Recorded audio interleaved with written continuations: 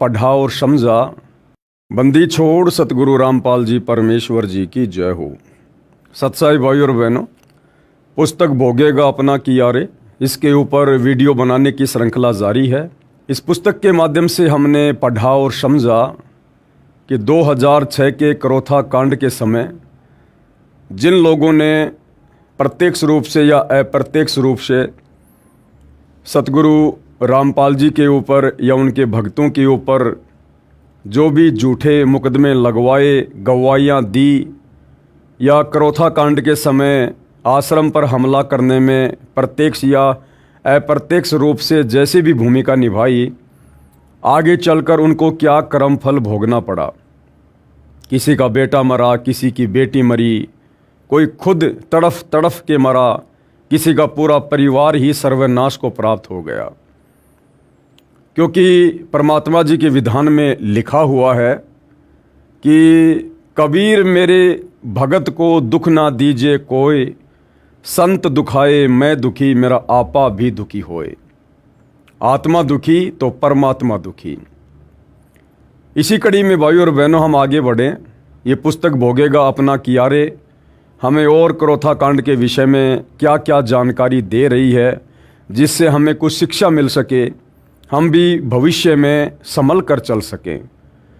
तो पुस्तक को हम आगे पढ़ें उससे पहले गुरुदेव भगवान का जयकारा लगाएंगे। बंदी छोड़ सतगुरु रामपाल जी परमेश्वर जी की जय हो।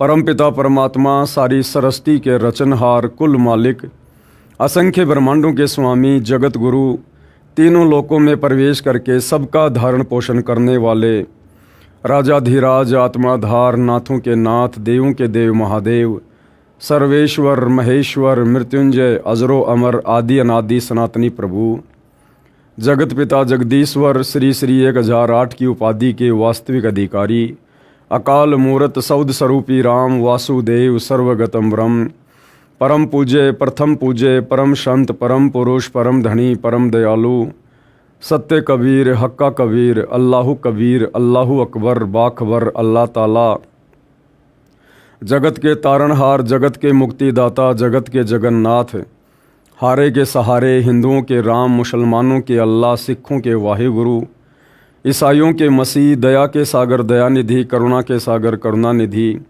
स्वयंभू परिभू, संकट मोचन, कष्ट हरण, मंगल करण, दुख भंजन, अविगत कबीर, निर्विकार निर्विषम परमात्मा, अलय अलेख सतगुरु, आदि अनादि सतगुरु, असली मर्यादा पुरुषोत्तम, असली राम, असली कृष्ण, असली घनश्याम, असली मुरारी, राजाओं के राजा, महाराजाओं के महाराजा, शहनशाहों के शहनशाह, सम्राटों के सम्राट, भगवानों के भगवान, अल्लाहों के अल्लाह, प्रभुओं के प्रभु, मसीहाओं के मसीह, सच्चे वाहिगुरु, बाबाओं के बाबा, पीरों के पीर, सेठों के सेठ, जगत सेठ, सावलसा सेठ, सर्वगुण संपन्न, अनंत कोटि कलाओं के स्वामी, अनंत कोटि ब्रह्मांडों के नायक, योगियों में महायोगी, ध्यानियों में महाध्यानी, सिद्धों में परम सिद्ध, ज्ञानियों में तत्वज्ञानी, ब्रह्म ज्ञानी, महाज्ञानी, परम ज्ञानी, सर्वश्रेष्ठ ज्ञानी, विज्ञानी, युवा कबीर, समर्थ कबीर, असमवात, अमित ओझा, सच्चे रहनुमा, करीम अल्लाह, सुभान अल्लाह, दुनिया के अंतिम पैगंबर, 8 सितंबर 1951 से गांव धनाना, जिला सोनीपत, हरियाणा, भारतवर्ष की पावन भूमि पे प्रकट रियल कल की भगवान श्री नारायण साकार हरि, श्री बाबा साहेब, नूर अनंत परमात्मा, सच्चे दरवेश, सच्चे बाखबर, संत श्रोमणी सतगुरु रामपाल जी परमेश्वर जी के चरण कमल में साध संगति से जुड़े हुए देश विदेश से आप और हम सभी सत्सेवक भाई बहनों का अनंत कोटि दंडवत प्रणाम। तो भाई और बहनों, अब हम आगे बढ़ते हैं इस पुस्तक पर जिसका नाम है भोगेगा अपना किया रे। अर्थात जैसा कर्म प्राणी करता है उसका फल आगे चलकर उसे इस जन्म में या अगले जन्म में या अन्य किसी योनि में उसे अवश्य भोगना पड़ता है। ये परमात्मा का अटल विधान है। इसी कड़ी में भाइयों और बहनों, संत गरीबदास जी को भी एक बार कुछ लोगों के द्वारा बेवजह परेशान किया गया था, उन्हें दुखी किया गया था, उनको यातना दी गई थी। संत गरीबदास जी ने तो उनको कुछ भी नहीं कहा, परंतु आगे चलकर उस कर्म का भोग किस प्रकार से उन व्यक्तियों को प्राप्त हुआ। संत गरीबदास जी को सताने का फल। संत गरीबदास जी गांव छुडानी, जिला झज्जर, प्रांत हरियाणा में हुए हैं। इनका मूल गांव करोथा था। इनके पिताजी का विवाह छुडानी गांव में हुआ था। इनके नाना जी को पुत्र नहीं था। इस कारण से गरीबदास जी के पिता बलराम जी छुडानी रहा करते थे। यानी गरीबदास जी के पिताजी अपने ससुराल में घर जमाई रहा करते थे और वहीं गरीबदास जी का जन्म हुआ था। गांव बाजिदपुर का एक तोखराम नाम का भगत संत गरीबदास जी का शिष्य था। भगत तोखराम की प्रार्थना पर आप जी गांव बाजिदपुर दिल्ली में कुछ दिन रहे। उस भगत की बहुत ज़मीन थी, बाजरा बो रखा था। टिड्डी छोटे छोटे पक्षियों जैसी होती है। उसने गांव बाजिदपुर तथा आसपास के गांव की बाजरे की फसल नष्ट कर दी। केवल उस तोखराम भगत की बाजरे की फसल सुरक्षित रही, क्योंकि वो परमात्मा का भगत था। गांव के व्यक्तियों को पता चला कि संत गरीबदास जी के कारण ही इस भगत को हानि नहीं हुई। पूरे गांव के व्यक्ति संत गरीबदास जी के शिष्य बन गए। आज भी गांव बाजिदपुर दिल्ली में संत गरीबदास जी के नाम से आश्रम बना है। जब बाजरे की फसल पकी तो संत गरीबदास जी ने आदेश दिया कि सारे गांव को बाजरा बांट दें। उस समय कुल 40-50 घर ही एक गांव में होते थे। ऐसा ही किया गया। कुछ बाजरा 10-12 बोरी बैलगाड़ी में डालकर गांव छुडानी के लिए भगत तोखराम लेकर चला गया। संत गरीबदास जी भी 250 बीघा यानी 1400 एकड़ ज़मीन के वारिस थे। संत जी ने मना किया था कि परमात्मा की कृपा से वहाँ कोई कमी नहीं है। फिर भी भगत ने आग्रह किया कि दूर देश से भगत सत्संग सुनने आते हैं, मुझदास का भी पुण्य लग जाएगा। वैसे भी ये बाजरा आप जी की कृपा से ही तो आपके दास को मिला है। भगत की अटूट श्रद्धा के आगे संत गरीबदास जी निरुत्तर हो गए तथा ऐसा करने की अनुमति दे दी। कहते हैं, साधु भूखा भाव का, धन का भूखा नहीं, और जो कोई धन का भूखा वो साधु भी नहीं। बैलगाड़ी में 10-12 क्विंटल बाजरा भरकर उसी में गरीबदास जी को बैठाकर भगत गांव छुडानी की तरफ शाम को चल पड़ा। रास्ते में गांव काणोदा, वर्तमान जिला झज्जर, प्रांत हरियाणा पड़ता था। गांव काणोदा में भी टिड्डी दल ने सर्व बाजरे की फसल नष्ट कर दी थी। काणोदा गांव के व्यक्तियों ने बाजरे की गाड़ी को जबरदस्ती लूट लिया। संत गरीबदास जी अपने भगत के यहाँ से जो बाजरा लेकर आ रहे थे, काणोदा गांव के लोगों ने उस बाजरे को लूट लिया। भगत ने विरोध किया तो उसको भी मारने पीटने लगे। तब गरीबदास जी ने कहा, आप ऐसा न करो, किसी के धन को लूटना पाप है।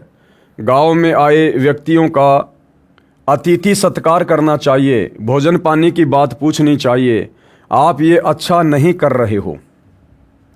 काणोदा गांव के व्यक्तियों ने कहा कि ये बड़ी शिक्षा दे रहा है, इसको बांध लो।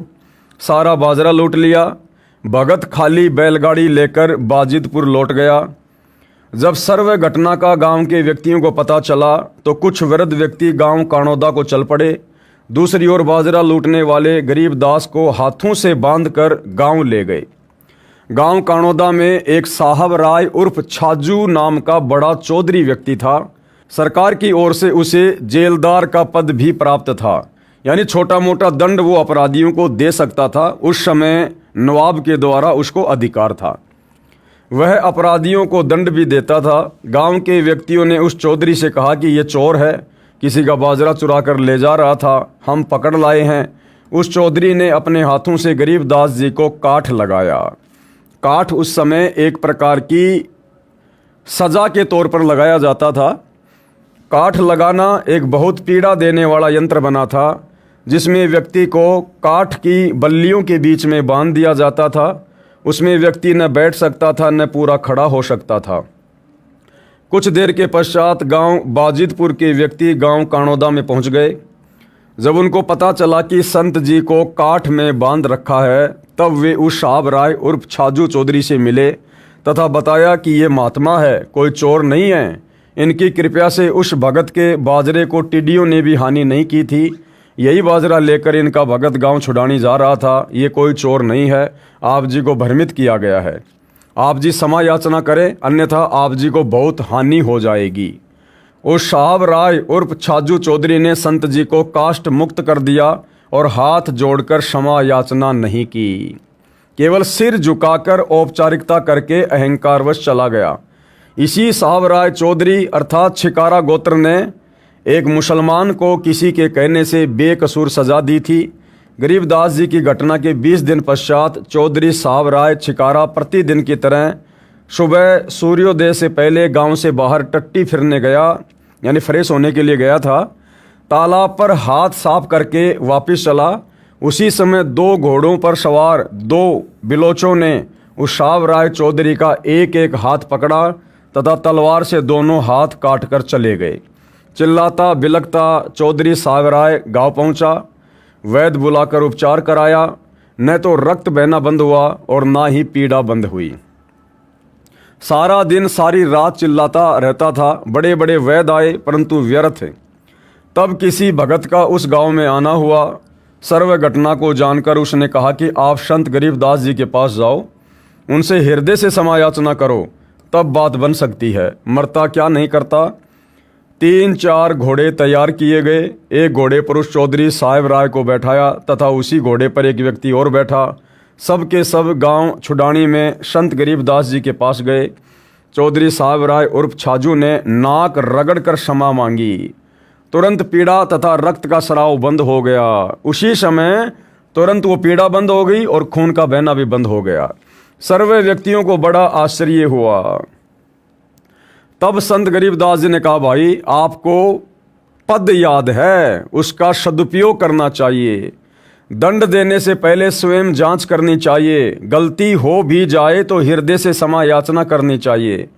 मैंने आपको कोई बद्दुआ नहीं दी, आप जी ने अपना किया ही भोगा है।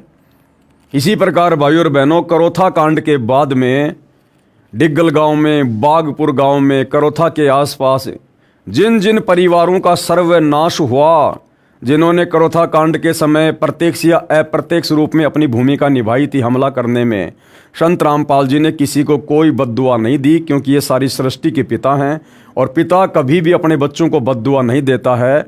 लेकिन जैसा कर्म किया है समय आने पर वो भोगना अवश्य पड़ता है। तो गरीबदास जी ने कहा कि मैंने आपको किसी प्रकार की कोई बद्दुआ नहीं दी, जैसा आपने कर्म किया उसकी आपने सजा पाई है। यहाँ पर यह बताना अनिवार्य है कि जब संत गरीबदास जी 10 वर्ष के बालक थे, सन 1727 संवत 1774, तब वे प्रतिदिन की तरह अन्य बड़े जवान साथियों के साथ अपने ही खेतों में गऊ चराने गए थे। उस दिन फाल्गुन मास की द्वादशी द्वास थी। दिन के 10 बजे परमात्मा कबीर बंदी छोड़ जी अपने अमरलोक से आए, जो अमरलोक आकाश में सर्वोपरि है। संत गरीबदास जी को कवारी गाय का दूध पिलाया, अन्य पालियों यानी ग्वालों ने नहीं पिया। उसके पश्चात संत गरीबदास जी को परमात्मा कबीर जी ऊपर ले गए। ऊपर विष्णु जी का लोक, शिव जी का लोक, ब्रह्मा जी का लोक तथा सर्वलोक दिखाकर अपने अमर लोक ले गए, यानी सतलोक ले गए।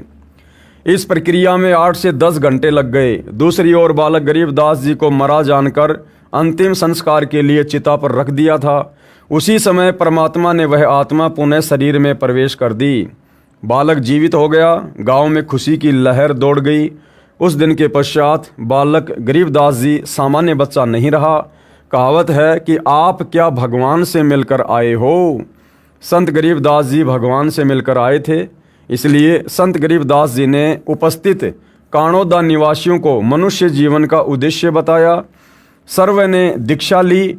उस साहब राय छिकारा चौधरी के वंशज आज भी संत गरीबदास जी की पूजा करते हैं, लेकिन वो एक फॉर्मेलिटी चल रही है भाई और बहनों। लगभग आधा काणोदा गांव उन्हीं की संतान है। उसको छाजूवाड़ा कहते हैं, क्योंकि उस चौधरी का उर्फ नाम छाजू था। जिन व्यक्तियों ने बाजरा लूटा था उन्होंने क्षमा याचना करने से इनकार कर दिया था। वे फिर भी गरीबदास जी के विषय में भला बुरा कहा करते थे। उन सर्व का कुल नाश हो गया। एक एक करके सर्व संतान नष्ट हो गई तथा स्वयं भी तड़फ तड़फ कर मरे। परमात्मा कहते हैं, कबीर साकट सन का जेवड़ा भीगे ते करड़ाए, राम नाम जाने नहीं तड़फ तड़फ मर जाए। सन होता है भाइयों और बहनों, किसान जो है अपने खेत में पैदा करते हैं, तो सन के पौधे के ऊपर जब उसको पानी के अंदर काफ़ी दिनों तक डाल के रखा जाता है तो उस क्षण के पौधे के ऊपर की जो खाल होती है उसको उतार कर और उसकी रस्सी बनाई जाती है, देसी भाषा में जिसको जेवड़ा कहते हैं, जेवड़ा। तो परमात्मा कहते हैं कि जो साकट व्यक्ति होता है ना, वो क्षण के जेवड़ी की तरह होता है। उसको पानी में भिगो दोगे तो भी वो बिल्कुल ऐसा रहेगा, टाइट टाइट, उसकी जो अकड़ है वो कम नहीं होती। तो परमात्मा कहते हैं जो साकट व्यक्ति होता है वो क्षण के जेवड़ी की तरह होता है। भीगे ते करड़ाए और राम नाम जाने नहीं, तड़फ तड़फ मर जावे। कबीर राम नाम से खिज मरे, कुष्टी हो गड़ जावे। शुकर होकर जन्म ले, नाक डूबता खावे। नीच व्यक्ति का स्वभाव बताया है कि वह उस क्षण के रस्से के समान है जो जल में भीगकर अधिक सख्त हो जाता है, जबकि जल में भीगने से पदार्थ नरम हो जाते हैं।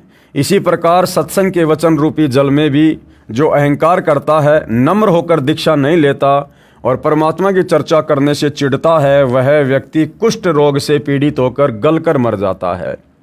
फिर सूअर का जन्म प्राप्त करके नाक डुबोकर गंदा खाता है, गंध खाता है वो। ऐसे व्यक्तियों को सतर्क किया जा रहा है कि समय रहते संत रामपाल जी महाराज से दीक्षा लेकर अपना मानव जीवन सुधार लो, नहीं तो बहुत पछताना पड़ेगा। सतलोक आश्रम मैनेजमेंट हरियाणा से भी हम प्रार्थना कर रहे हैं, विनती कर रहे हैं कि भाई 2014 बरवाला कांड में जो आप लोगों ने भूमिका निभाई है, अहंकार में आकर संत रामपाल जी को जेल जाने पर मजबूर कर दिया, 6 भक्तों की बरवाला आश्रम के बाहर मौत हुई है, आप लोगों के मनमाने आचरण के कारण, आप लोगों की मनमानी हरकतों के कारण। और वर्तमान 2025 तक आप लोगों ने किस किस प्रकार से नादान संगत की मर्यादाएं तोड़वाई है, भक्ति विरुद्ध कर्म करके। तो आप लोगों से भी हम साथ संगति वाले भाई बहन विनती करते हैं कि भाई सतगुरु रामपाल जी भगवान से नाक रगड़ रगड़ के अपने मनमाने आचरण की क्षमा याचना कर लो। वैसे तो आप लोग गलतियां करने में इतने आगे निकल चुके हो, शायद ही आपको माफ़ी मिले। फिर भी संत बड़े दयालु होते हैं, सतगुरु रामपाल जी से नाक रगड़ रगड़ के बरवाला कांड में और उसके बाद की गई अपनी तमाम गलतियों की क्षमा याचना कर लो, अन्यथा भाई ये पुस्तक आप ही लिख रहे हो, भोगेगा अपना किया रे। गरीबदास जी ने कहा है कि ये संसार समझदा नाही, कहंदा शाम दोपहरे नू। और गरीबदास ये वक्त जात है, रोगे इस पहरे नू, बाद में पछताओगे इन दिनों को याद कर करके। शेख तकी पीर ने अपना किया भोगा। शेख तकी कौन था? 650 साल पहले मुग़ल बादशाह सिकंदर लोदी, जो कि कबीर जी का शिष्य बन गया था, और शेख तकी राजा सिकंदर लोदी का धार्मिक गुरु था, पीर था उसका। और उस व्यक्ति ने परमेश्वर कबीर जी के साथ में 52 प्रकार की बदमाशियाँ की, उनको नीचा दिखाने के लिए, उनको मिटाने के लिए। और अंत में उस शेख तकी के साथ में उसी के कर्मों के तहत क्या हुआ उसकी जानकारी हम प्राप्त करेंगे। कहने का मतलब भाइयों और बहनों, संतों को, भक्तों को बेवजह परेशान करना, दुखी करना, फिर आगे चलकर तरह तरह के कष्ट भोगना, ये परमात्मा का विधान है। तो गुरुदेव हमें सतर्क करना चाहते हैं। हम नादानों को पहले से शिक्षा दे रहे हैं कि भाई संतों के साथ, भक्तों के साथ फालतू में बकवाद नहीं करनी चाहिए, मजाक नहीं करना चाहिए। संत भक्तों से तो ज्ञान प्राप्त करके आत्मा का कल्याण करवाना चाहिए। दिल्ली का सम्राट सिकंदर लोदी था, उसको जलन का असाध्य रोग हो गया था। उस राजा का धार्मिक गुरु यानी पीर शेख तकी था, जो भारत के मुसलमानों का प्रधान था। सिकंदर राजा का जलन का रोग किसी भी औषधि से ठीक नहीं हुआ, न किसी हिंदू मुसलमान धर्म की साधनाओं से हुआ। किसी भगत के बताने पर सिकंदर लोदी राजा परमात्मा कबीर जी के पास काशी नगर बनारस गया। परमात्मा कबीर जी के आशीर्वाद मात्र से स्वस्थ हो गया। किसी बात से नाराज होकर सिकंदर लोदी दिल्ली के सम्राट ने स्वामी रामानंद जी की तलवार से गर्दन काट दी थी। उसी समय परमेश्वर कबीर जी वहाँ स्वामी रामानंद जी के आश्रम में प्रतिदिन की तरह आरती करने चले गए। स्वामी रामानंद जी पंडित थे, परमेश्वर कबीर जी ने उनको गुरु धारण कर रखा था। सिकंदर लोदी तथा काशी नरेश वीर देव सिंह बघेल की उपस्थिति में स्वामी रामानंद जी को परमेश्वर कबीर जी ने जीवित कर दिया। सिकंदर लोदी का अधिक रुझान परमात्मा कबीर जी की तरफ हो गया। जो पूर्व गुरु शेख तकी को रास नहीं आया, जिस कारण से ईर्ष्यावश कबीर जी को नीचा दिखाने की योजना बनाने लगा, कहीं राजा मुझे त्याग ना दे। इसी योजनावश किसी मुर्दे बालक को जीवित करने की शर्त रखी, जो शवजनों द्वारा अंतिम संस्कार करके दरिया में प्रवाह कर दिया गया था, जो 12-13 वर्ष की आयु का था। परमात्मा कबीर जी ने हजारों सैनिकों तथा राजा सिकंदर की उपस्थिति में उस बालक को जीवित कर दिया। फिर भी शेख तकी साकट नहीं माना। परमात्मा कबीर जी को मारने की योजना शेख तकी ने बनाई तथा अपनी झोपड़ी में सोए कबीर जी को गुंडों द्वारा तलवार से टुकड़े टुकड़े शेख तकी ने अपनी उपस्थिति में करवा दिए। जब चलने लगे तो परमात्मा कबीर जी खड़े हो गए। जिनके टुकड़े टुकड़े कर दिए गए थे वो परमात्मा तुरंत खड़ा हो गया। इसको कहते हैं अविनाशी। अविनाशी तो उसको जान जिसको मारने में कोई भी सक्षम नहीं है। जब चलने लगे तो परमात्मा कबीर जी खड़े हो गए तथा कहा, हे शेख तकी, आप दास के मेहमान बनकर आए हो, कुछ जलपान करके जाना। ये लीला देखकर कई गुंडों को बुखार हो गया, परंतु शेख तकी साकट नहीं माना। कबीर परमेश्वर जी को शेख तकी ने गहरे झेरे कुएं में डालकर अपने हजारों साथियों से उसमें ऊपर से मिट्टी भर दी। फिर सिकंदर लोदी ने राजा से जाकर कहा कि हे राजन, जिसे आप अल्लाह का अवतार कहते थे, उसको जनता ने सूखे कुएं में मिट्टी में दबा दिया, वह मर गया। सिकंदर लोदी ने कहा, हे पीर जी, अपने कर्म ना खराब कर तथा न ही भोली जनता के कर्म बिगड़वा। देख, मेरे दूसरे कमरे में बैठे हैं अल्लाह कबीर। शेख तकी ने अपने साथियों सहित जाकर उस कमरे में देखा तो कबीर जी वहाँ बैठे माड़ा फेर रहे थे, लेकिन शेख तकी साकट फिर भी बाज नहीं आया। सरसों के तेल को कढ़ाई में उबाला, कबीर जी को उसमें प्रवेश होने के लिए विवश किया। कबीर जी उस उबलते तेल के कढ़ाई में बैठ गए, कुछ भी नहीं हुआ, आराम से बैठे हैं। शेख तकी ने कहा कि यह जादू जंत्र जानता है, इसने तेल की तासीर ठंडी कर दी। सिकंदर लोदी राजा ने तेल की जांच करने के लिए हाथ की उंगली तेल में डाली तो उंगली जलकर कढ़ाई में गिरकर भुन गई। सिकंदर लोदी दर्द के मारे अचेत हो गया। परमेश्वर कबीर जी कढ़ाई से बाहर आए, हाथ की उंगली साबित कर दी। तब सिकंदर लोदी को होश आया। उस दिन हजारों की संख्या में हिंदू तथा मुसलमान दर्शक परमेश्वर कबीर जी के शिष्य बने, परंतु नहीं माना साकट शेख तकी। शेख तकी की लड़की की मृत्यु के पश्चात जमीन में कब्र बनाकर दबा रखी थी। शेख तकी की शर्त पर परमात्मा कबीर जी ने उस लड़की को कब्र से निकलवा कर जीवित कर दिया। उस लड़की ने 1.5 घंटे तक उपस्थित दर्शकों को बताया कि ये अल्लाह कबीर है, पूर्ण ब्रह्म परमात्मा है। उपस्थित हजारों दर्शकों ने कबीर जी से दीक्षा ली, परंतु नहीं माना साकट शेख तकी।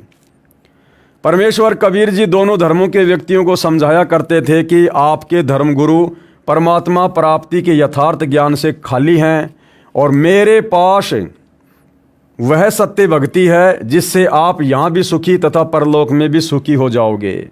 आप एक परमात्मा के बच्चे हो, जिस कारण से दोनों धर्मों हिंदू तथा मुसलमान के धर्मगुरु अपने धर्म की जनता को भ्रमित करते थे तथा परमात्मा कबीर जी में बहुत सारे दोष निकालकर जनता को दूर रखते थे।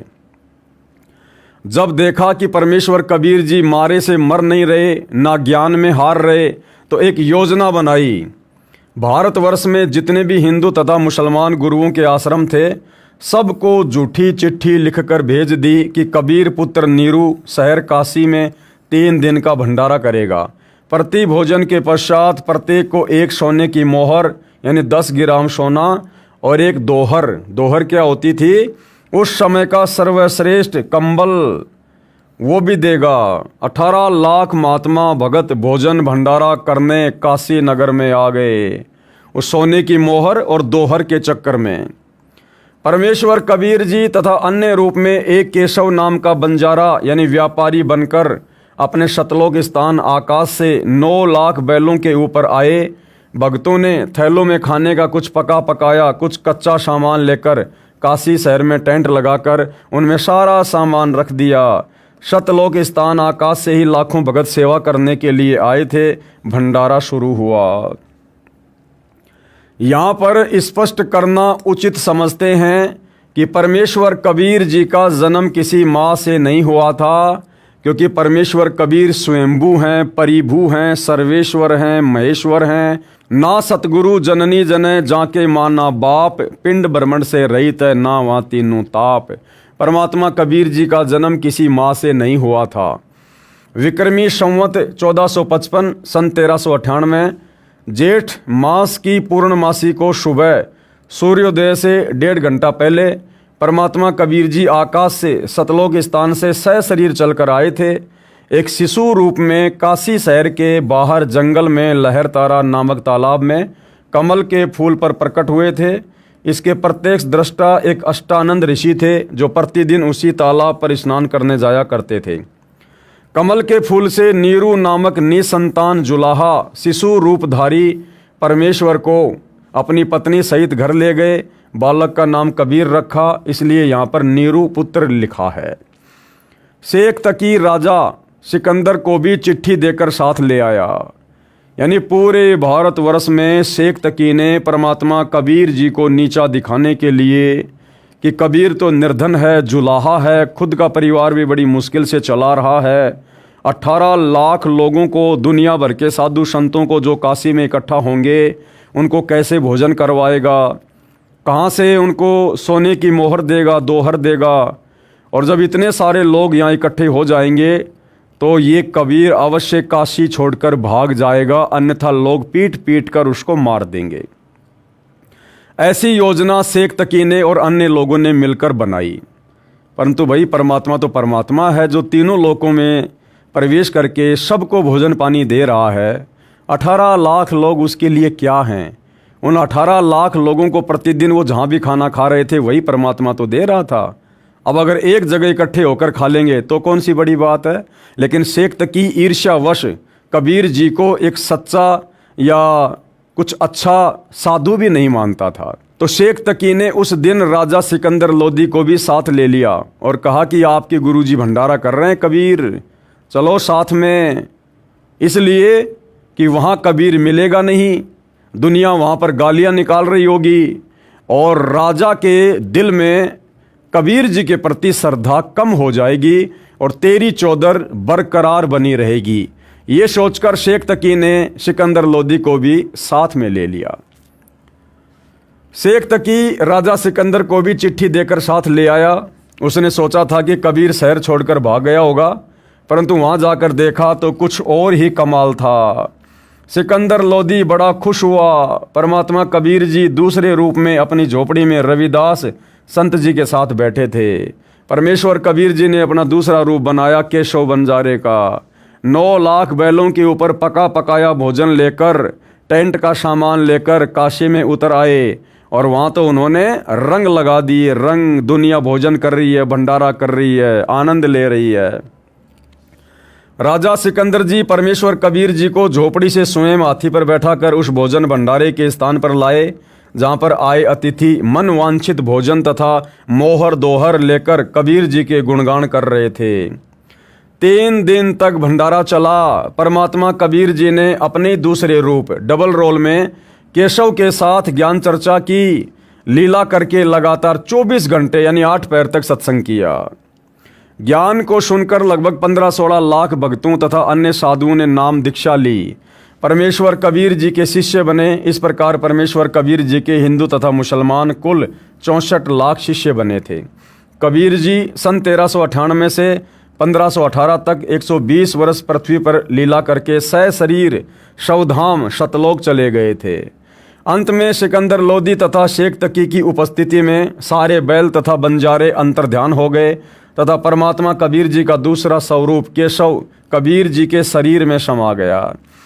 शेख तकी साकट फिर भी नहीं माना, निंदा ही करता रहा। कहा कि इस कबीर ने ये क्या भंडारा लंगर किया है, हम अनेकों कर दें। इसने तो महोछा किया है। महोछा कहते हैं जवान मौत होने पर किसी गुरु के आदेश अनुसार क्रिया कराने को, जिसमें घर वाले दुखी मन से मजबूरी जानकर कुछ भोजन की व्यवस्था करते हैं। और जग जोनार उसे कहते हैं। जैसे किसी के घर विवाह के घने वर्षों उपरांत पुत्र प्राप्त होता था तो वे जग यानी यज्ञ अनुष्ठान करते थे, तो दिल खोलकर पैसा खर्च करते थे। परमेश्वर कबीर जी के उस भंडारे यानी लंगर के विषय में अच्छी आत्माएं तो कह रही थी कि जग जोनार यानी जीमनवार की है। ऐसी व्यवस्था, ऐसा मन भावन भोजन, मोहर दोहर का दान न कभी देखा न सुना। जय हो कबीर परमेश्वर की। दूसरी ओर हिंदू तथा मुसलमानों के धर्मगुरु जले भुने कह रहे थे कि कबीर जी ने तो मौछाशा किया है, खाक भंडारा है ये। इसके विषय में संत गरीबदास जी ने अपनी अमृतवाणी में कहा है कि गरीब कोई कहे जग जो नार करी है, कोई कहे महोछारे, बड़े बड़ाई करया करें गाड़ी काढ़े ओछारे। शेख तकी ने परमात्मा को नहीं पहचाना, काल का पक्का दूत साबित हुआ तथा अंत में ओछा शेख तकी गूंगा बहरा होकर टक्कर मार मार कर मौत को प्राप्त हुआ।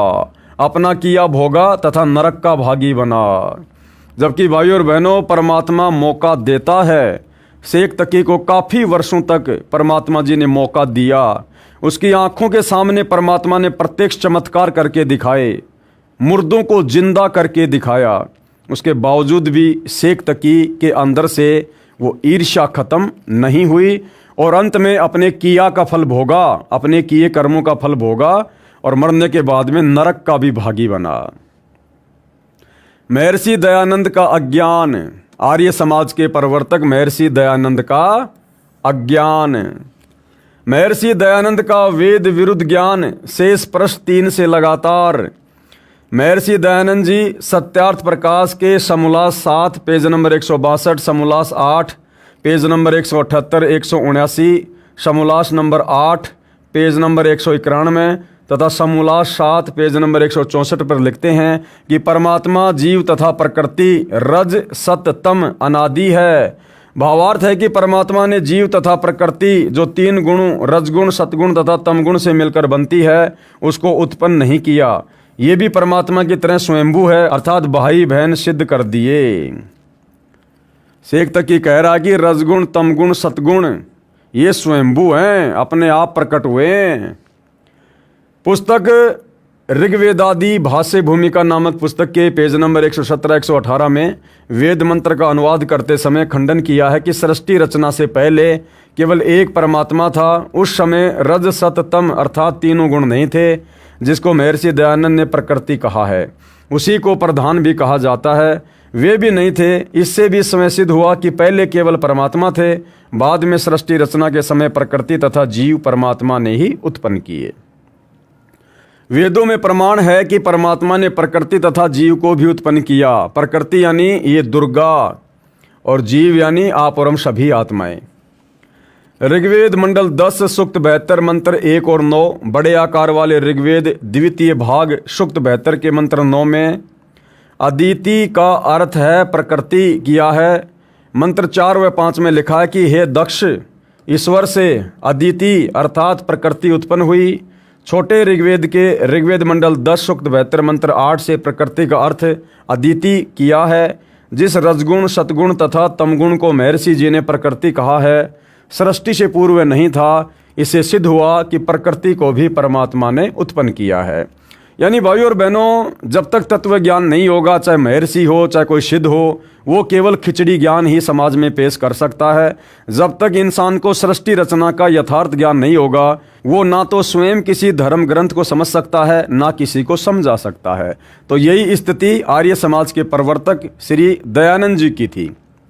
सामवेद मंत्र संख्या 527 में तथा ऋग्वेद मंडल 9 सूक्त 9 मंत्र 1 में स्पष्ट है कि परमात्मा ने जीव आत्मा को तथा प्रकृति को उत्पन्न किया है।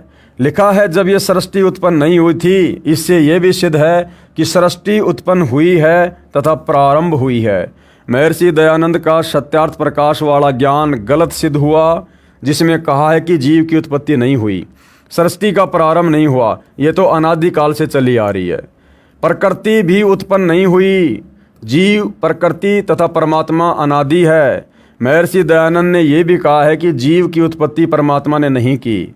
ये भी गलत सिद्ध हुआ, क्योंकि ऊपर वर्णित वेद मंत्रों में सिद्ध हो चुका है कि परमात्मा ने जीव तथा प्रकृति की भी उत्पत्ति की है। कहने का मतलब भाइयों और बहनों, श्री दयानंद सरस्वती जी ने जो ज्ञान अपनी पुस्तक सत्यार्थ प्रकाश में लिखा है, वो टोटली ज्ञान वेदों के विरुद्ध है। कारण क्या बताया गुरुदेव ने कि महर्षि दयानंद जी ने अपना अज्ञान सत्यार्थ प्रकाश पुस्तक के माध्यम से लिखकर जल्दबाजी में पहले ही समाज में प्रस्तुत कर दिया। बाद में उसने वेद पढ़े, और जब उसने वेद पढ़े तो पता चला कि परमात्मा तो साकार है, दिखाई देता है, सतलोक में रहता है, राजा के समान है। बहुत सारी बातों का उसे पता चला। तो बाद में महर्षि दयानंद जी ने जानबूझकर काल प्रेरणा से सत्यार्थ प्रकाश में लिखे अपने अज्ञान को सत्य साबित करने की दृष्टि से वेदों के अर्थों का अनर्थ कर दिया, ये सोचकर कि किसे क्या पता चलेगा। अरे भैया, परमात्मा स्वयं आते हैं ये ज्ञान समझाने के लिए। उन्होंने काल तक की खाल उतार के रख दी। छोटे मोटे महर्षियों की क्या औकात जो छुपे रहेंगे।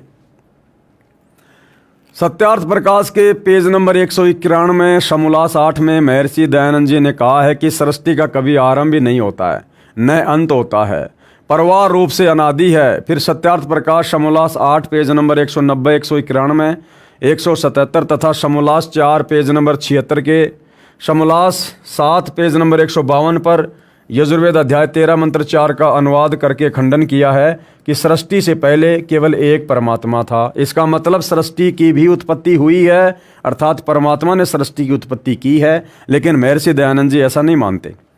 इससे सिद्ध है कि सृष्टि प्रारंभ हुई है तथा उसके पश्चात परमात्मा के विधान अनुसार उत्पत्ति तथा प्रलय का क्रम प्रारंभ हुआ। सत्यार्थ प्रकाश के समोल्लास नंबर 9 पेज नंबर 203 पर महर्षि दयानंद जी ने कहा है कि मोक्ष प्राप्त प्राणी किसी लोक में स्थित होकर मोक्ष सुख को नहीं भोगता, अपितु विचरण करता है। फिर यजुर्वेद अध्याय 15 मंत्र 13, 14 में खंडन तथा सत्यार्थ प्रकाश के पेज नंबर 205, 206 समोल्लास 9 में खंडन किया है। ऋग्वेदादि भाष्य भूमिका पृष्ठ 195, 257 पर खंडन किया है। लिखा है कि मोक्ष प्राप्त प्राणी स्वर्ग लोक में स्थित होकर मोक्ष सुख का भोगता है। यानी खुद ही अपनी बात को महर्षि जी लिखते हैं और खुद ही फिर उसका खंडन कर देते हैं। महर्षि दयानंद जी कहते हैं कि सर्वप्रथम ब्रह्म ने 4 ऋषियों को वेदों का ज्ञान कराया। उससे पहले कोई वेदों को नहीं जानता था। ये भी कहा है कि सर्वप्रथम इन 4 ऋषियों को वेद ज्ञान इसलिए दिया क्योंकि ये ही सबसे पवित्र थे। सत्यार्थ प्रकाश के समोल्लास 7 पेज नंबर 172 से 176, जबकि यजुर्वेद अध्याय 12 मंत्र 4 में महर्षि दयानंद ने अनुवाद में लिखा है कि यजुर्वेद के मंत्रों को वामदेव ऋषि ने वेदों को पढ़ा तथा यथार्थ ज्ञान कराया। यदि वेद ज्ञान सर्वप्रथम 4 ऋषियों को प्राप्त हुए होते तो वेद में वामदेव ऋषि का नाम नहीं आता। अब वामदेव कौन थे भाइयों और बहनों? स्वयं कबीर परमात्मा ही जब सतयुग में सतसुकृत ऋषि के नाम से आए थे और जब वेदों का सत्य ज्ञान मनु आदि को बताया करते थे तो मनु ने तत्व ज्ञान के अभाव में और अहंकारवश ईर्ष्यावश इस ज्ञान को स्वीकार नहीं किया। काल प्रेरित होकर उन्होंने कबीर परमात्मा का नाम वामदेव रख दिया, यानी उल्टा ज्ञान देने वाला। इससे महर्षि दयानंद जी का सत्यार्थ प्रकाश वाला ज्ञान गलत सिद्ध हुआ। महर्षि दयानंद जी नहीं मानते कि शरीर में कमल चक्र भी हैं।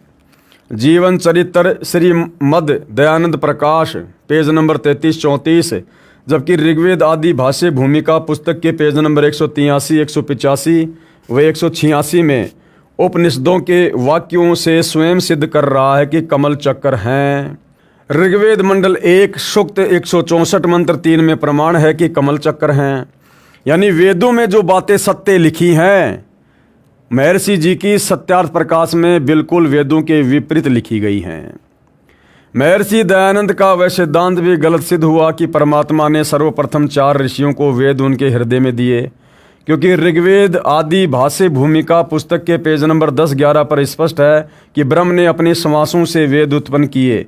वास्तविकता भी यही है। महर्षि दयानंद जी कहते हैं कि ईश्वर अर्थात ब्रह्म एक है, अनेक नहीं है। सत्यार्थ प्रकाश समोल्लास 1 पृष्ठ 15 पर कहा है कि सबसे बड़ा भगवान होने से ईश्वर का नाम ब्रह्म है। फिर 20 पर कहा कि ईश्वरेषु समर्थेषु परम श्रेष्ठ स परमेश्वर। ईश्वरों शब्द से ही स्पष्ट है कि ईश्वर अनेक हैं, अन्यथा ईश्वरों जो बहुवचन है प्रयोग नहीं करना था। सत्यार्थ प्रकाश समोल्लास 7 पेज नंबर 155 पर परब्रह्म से मेल कहा है। पृष्ठ 151 पर कहा है कि वेदों में कहीं भी अनेक ईश्वर नहीं लिखा है। यजुर्वेद अध्याय 40 मंत्र 17 में 2 परमात्मा सिद्ध हैं। ऋग्वेद मंडल 1 सूक्त 149 मंत्र 1, इनसे ईश्वर का, इनय यानी ईश्वर है, अर्थात ईश्वर का भी प्रभु अर्थात 2 ईश्वर सिद्ध हुए। महर्षि दयानंद नहीं मानते कि नरक तथा स्वर्ग स्थान है। सत्यार्थ प्रकाश पृष्ठ 512 पर ऋग्वेद मंडल 7 सूक्त 86 मंत्र 1 में लिखा है कि परमात्मा नरक तथा स्वर्ग को 2 प्रकार से रचता है। यानी सत्यार्थ प्रकाश का टोटल ज्ञान वेदों के विरुद्ध। महर्षि दयानंद नहीं मानते कि भूत प्रेत होते हैं। गीता अध्याय 9 श्लोक 25 में प्रमाण है कि भूत पूजने वाले भूतों को प्राप्त होते हैं। महर्षि दयानंद जी नहीं मानते कि देव भी हैं। उनका मानना है कि वेदों में देवता शब्द से वायु, अग्नि, जल आदि का बोध मानते हैं। ऋग्वेद मंडल 10 सूक्त 66 मंत्र 14-15 में प्रमाण है कि देवों की स्तुति करने से वे धन देते हैं। महर्षि दयानंद जी का मानना है कि जन्म मृत्यु सदा बनी रहेगी। समोल्लास 9 पृष्ठ 205, 206, 207, 208 पर, जबकि ऋग्वेद सार्वदेशिक आर्य प्रतिनिधि सभा दिल्ली से प्रकाशित के मंडल 1 सूक्त 72 मंत्र 10 में स्वयं जन्म मरण रहित होने को प्राप्त विद्वान सत्यार्थ प्रकाश के समोल्लास 4 पृष्ठ 105 पर अक्षय मोक्ष का समर्थन है। विचार करें, कोई रोगी स्वस्थ होकर रोगी होना चाहेगा? कभी नहीं होना चाहेगा।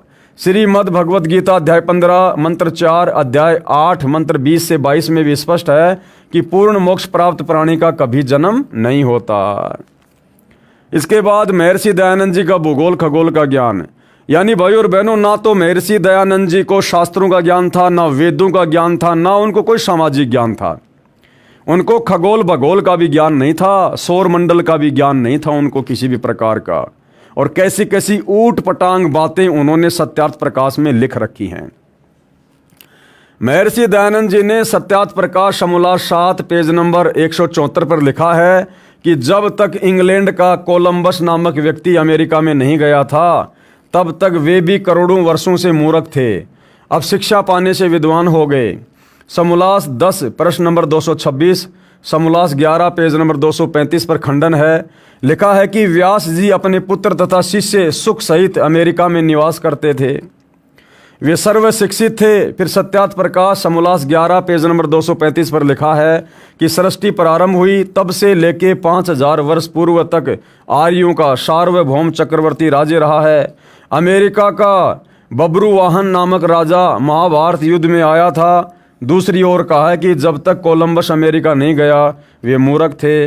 करोड़ों वर्षों से महाभारत युद्ध को तो 5600 वर्ष ही हुए हैं, तथा व्यास जी भी महाभारत से पहले ही हुए हैं। कोलंबस तो 400 वर्ष पहले ही अमेरिका गया था। अमेरिका वाले पहले ही शिक्षित थे। ऐसा विरोधाभास अज्ञानियों के विचारों में ही होता है। इससे महर्षि दयानंद जी का सत्यार्थ प्रकाश वाला ज्ञान गलत सिद्ध हुआ। सत्यार्थ प्रकाश प्रमाण समोल्लास 8 पेज नंबर 197 198 पर लिखा है कि सूर्य, चंद्र व तारों तथा नक्षत्रों में मनुष्य तथा अन्य प्राणी पृथ्वी की तरह रहते हैं। बताओ, महर्षि दयानंद जी कह रहे हैं सूर्य पर, इस आग के गोले पर जैसे हम पृथ्वी पर रहते हैं ऐसे वहाँ भी मनुष्य रहते हैं, इंसान रहते हैं, खेती बाड़ी करते हैं, बाग बगीचे हैं। वहाँ पर इसी प्रकार सुख विशेष पदार्थ अर्थात जल, अन्न, मेवा, काजू, किशमिश तथा फल हैं। सूर्य आदि लोकों में रहने वाले व्यक्ति इन्हीं वेदों को पढ़ते हैं। महर्षि दयानंद का अपना मत था कि परमात्मा की भक्ति से पाप नाश नहीं होते।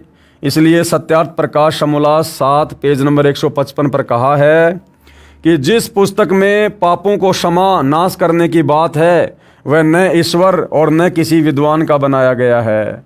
समोल्लास 14 पेज नंबर 473। जबकि यजुर्वेद अध्याय 8 मंत्र 13 में, ऋग्वेद मंडल 9 सूक्त 82 मंत्र 1 में परमात्मा पाप नाश करता है का प्रमाण है। महर्षि दयानंद जी के विधान अनुसार तो वेद भी मूर्ख के बनाए सिद्ध हुए, जबकि महर्षि दयानंद कहते हैं कि वे वेद के अतिरिक्त किसी की भी बात को सत्य नहीं मानते।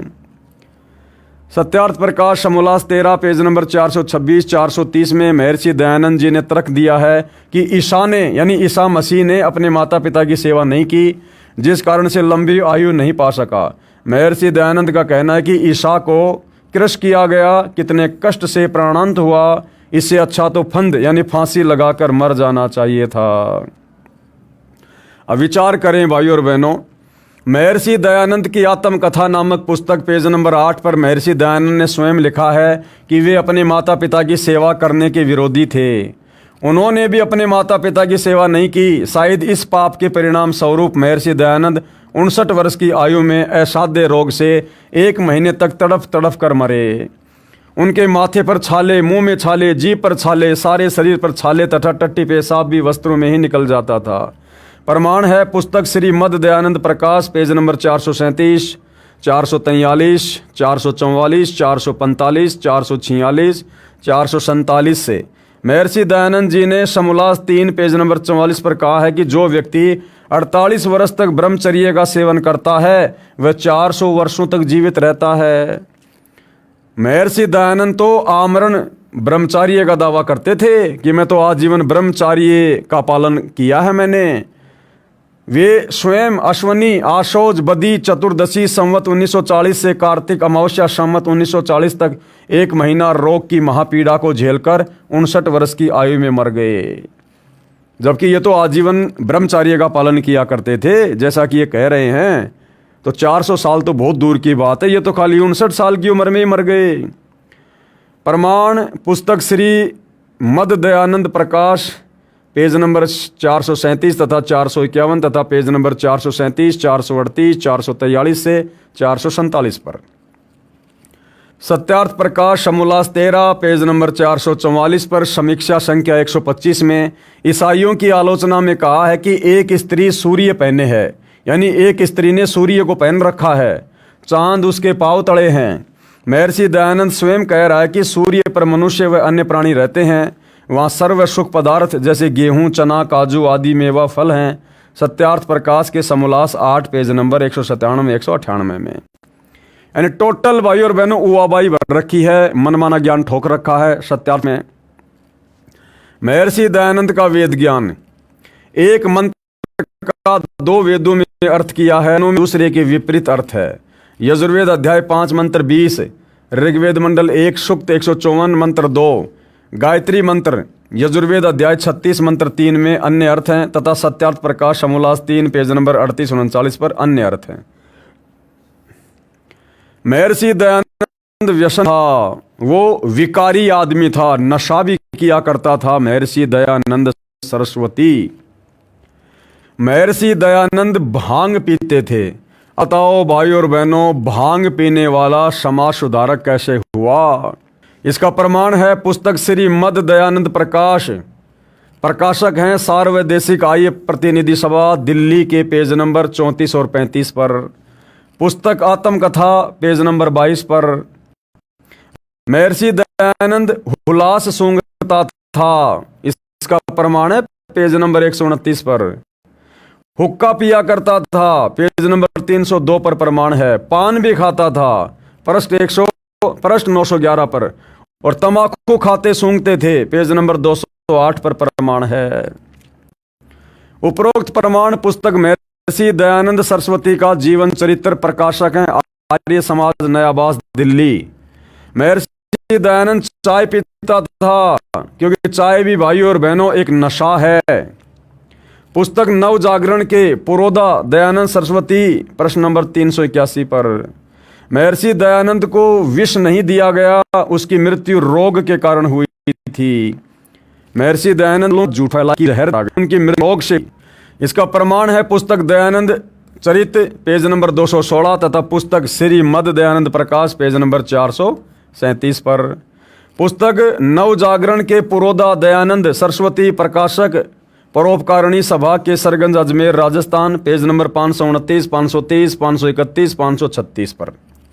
महर्षि दयानंद का सन 1857 के स्वतंत्रता संग्राम में कोई योगदान नहीं था। इसका प्रमाण है पुस्तक नव जागरण के पुरोधा दयानंद सरस्वती 38, 41, 42, 43, 44, 45 पर। महर्षि दयानंद द्वारा अन्य महापुरुषों तथा धर्मों की मिथ्या आलोचना, बंदी छोड़ कबीर परमेश्वर जी के ज्ञान विचार। सत्यार्थ प्रकाश के समोल्लास 11 पेज नंबर 306 और 307 पर। सिख धर्म के प्रवर्तक नानक देव साहब जी की मिथ्या आलोचना तथा नानक देव जी को मूर्ख कहा गया है महर्षि दयानंद जी की इस पुस्तक में। श्री गुरु ग्रंथ साहिब जी को पुराणों तुल्य मिथ्या ज्ञान कहा है। सत्यार्थ प्रकाश समोल्लास 11 पेज नंबर 307 से 309। महर्षि दयानंद जी कहते हैं कि एक रामदास नाम के संत अनुसूचित जाति से संबंध रखते थे। महर्षि दयानंद ने उसको जाति का ढेड कह के संबोधित किया है। सत्यार्थ प्रकाश के समोल्लास 11 पेज नंबर 311 पर। महर्षि दयानंद जी ने ईसाइयों को मूर्ख जंगली दम्भी कहा है। सत्यार्थ प्रकाश समोल्लास 13 पेज नंबर 407, 410, 414, 417, 425, 419, 428, 437 पर मुसलमान धर्म के ऊपर अभद्र कटाक्ष किया है। सत्यार्थ प्रकाश के समोल्लास 14 पेज नंबर 450, 451, 506, 507, 476, 477, 480 पर 483, 485, 486, 489, 494 और 499 पर। महर्षि दयानंद जी कहते थे कि परमात्मा रोग नाश नहीं करता। समोल्लास 14 पेज नंबर 488 पर, जबकि ऋग्वेद मंडल 10 सूक्त 161 मंत्र 2 में लिखा है परमात्मा अपने साधक का असाध्य रोग नाश करके 100 वर्ष की आयु प्रदान कर देता है। यानी भाई और बहनों, कितनी उआबाई, कितना झूठ महर्षि दयानंद ने अपनी सत्यार्थ प्रकाश में लिखा हुआ है, जिसको आर्य समाज शिरोधार्य मानता था, वेदों के अनुसार लिखी हुई पुस्तक मानता था। और इस अज्ञान को पढ़ते पढ़ते उनकी पीढ़ियां गुजर गई थी। अब जब सतगुरु रामपाल जी ने आकर ये सच्चाई समाचार पत्रों के माध्यम से, सत्संगों के माध्यम से आम समाज में धीरे धीरे उजागर की, तो आर्य समाज के आचार्यों के पेट में दर्द होने लगा, क्योंकि उनका धंधा इन्हीं पुस्तकों को बेचकर दान धर्म से चल रहा था। तो उन आचार्यों ने नादान जनता को संत रामपाल जी के खिलाफ भड़काना शुरू कर दिया। महर्षि दयानंद जी को यथार्थ आध्यात्मिक ज्ञान नहीं था। वे किसी मंत्र ओम नाम के जाप के पक्ष में नहीं थे। इसका प्रमाण कहाँ है? सत्यार्थ प्रकाश के समोल्लास 11 पेज नंबर 263, 264। जबकि यजुर्वेद अध्याय 40 मंत्र 15 के अनुवाद में महर्षि दयानंद ने स्पष्ट किया है कि जिस परमात्मा का नाम ओम है उसका सुमरण करें, न कि ओम मंत्र का। पुस्तक महर्षि दयानंद सरस्वती का जीवन चरित्र, प्रकाशक हैं आर्य समाज, नयाबास, दिल्ली। इसके पेज नंबर 62 पर एक पुजारी के द्वारा ये पूछने पर कि परमात्मा का कौन सा नाम जाप करें, उत्तर में महर्षि दयानंद ने कहा सच्चिदानंद, यही नाम जाप किया करो और नहीं। तथा पुस्तक नव जागरण के पुरोधा दयानंद सरस्वती के पेज नंबर 93 तथा 83 पर गायत्री मंत्र का जाप करने को कहता था। हर बात में दोगलापन। महर्षि दयानंद को वेद ज्ञान भी नहीं था। सत्यार्थ प्रकाश के समोल्लास 3 पेज नंबर 38 पर गायत्री मंत्र के विषय में कहा है कि भू भवै स्वै, ये 3 वचन तैतरीय आरंक्य के हैं। यदि वेद ज्ञान होता तो कहते कि यह पूरा मंत्र यजुर्वेद अध्याय 36 मंत्र 3 का है। यजुर्वेद अध्याय 36 मंत्र 3 का अनुवाद भी महर्षि दयानंद ने ही किया है, जो सत्यार्थ प्रकाश वाले अनुवाद से अलग है। कारण यह है कि महर्षि दयानंद भांग का सेवन करता था। प्रमाण महर्षि दयानंद की आत्मकथा पुस्तक के पेज नंबर 8 पर, पुस्तक नव जागरण के पुरोधा दयानंद सरस्वती पेज नंबर 36 पर, पुस्तक महर्षि दयानंद सरस्वती का जीवन चरित्र पेज नंबर 50 पर लिखा है कि वो भांग पिया करता था। इसलिए सत्यार्थ प्रकाश में किए अनुवाद से भिन्न अर्थ यजुर्वेद के अनुवाद करते समय याद नहीं रहा कि मैं क्या अनुवाद कर रहा हूँ। वास्तविकता यह है कि गायत्री मंत्र की व्याख्या जो सत्यार्थ प्रकाश में की है वह किसी की नकल उतारी है। यजुर्वेद अध्याय 36 मंत्र 3 का अनुवाद महर्षि दयानंद का है। यदि भांग का सेवन छोड़ दिया होता तो याद रहता कि सत्यार्थ प्रकाश के समोल्लास 3 पेज नंबर 38 पर क्या अनुवाद किया है, क्योंकि सत्यार्थ प्रकाश को दूसरी बार भाद्रपद संवत 1939 को शुद्ध करके लिखा गया। प्रमाण सत्यार्थ प्रकाश की भूमिका पेज नंबर 8 तथा 12 पर। संवत 1940 में महर्षि दयानंद जी की मृत्यु हो गई थी। यजुर्वेद का पूरा ऋग्वेद का 1 से 6 मंडल का अनुवाद संवत 1934 से संवत 1939 तक किया, 5 वर्षों में किया तथा 1940 संवत में महर्षि दयानंद जी की मृत्यु हो गई। इससे यह सिद्ध हुआ कि सत्यार्थ प्रकाश का संशोधन व यजुर्वेद का अनुवाद साथ साथ किया गया तथा महर्षि दयानंद को ये ज्ञान नहीं कि जिसे गायत्री मंत्र कहा है उसका सत्यार्थ प्रकाश में क्या अर्थ है तथा वेद भाष्य में क्या किया गया है। इससे स्वयं सिद्ध है कि महर्षि दयानंद ने भांग पीना त्यागा नहीं। एक और प्रमाण है कि सत्यार्थ प्रकाश प्रमाण समोल्लास 8 पेज नंबर 197 198 पर लिखा है कि सूर्य पर मनुष्य रहते हैं, वहाँ पर सारी सुख विशेष पदार्थ हैं। काजू किशमिश ज्वार बाजरा गेहूँ तथा फल बाग बगीचे पृथ्वी की तरह सूर्य पर भी हैं। वहाँ अर्थात सूर्य पर रहने वाले व्यक्तियों द्वारा इन्हीं वेदों को पढ़ा जाता है।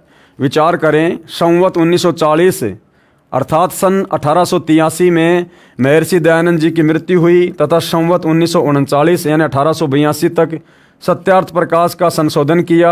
यदि भांग का नशा नहीं करता तो उपरोक्त गलती नहीं करता। इससे सिद्ध है कि महर्षि दयानंद भांग सेवन के साथ साथ हुक्का पीता था। इसका प्रमाण कहाँ है? पुस्तक महर्षि दयानंद सरस्वती का जीवन चरित्र पेज नंबर 302 पर।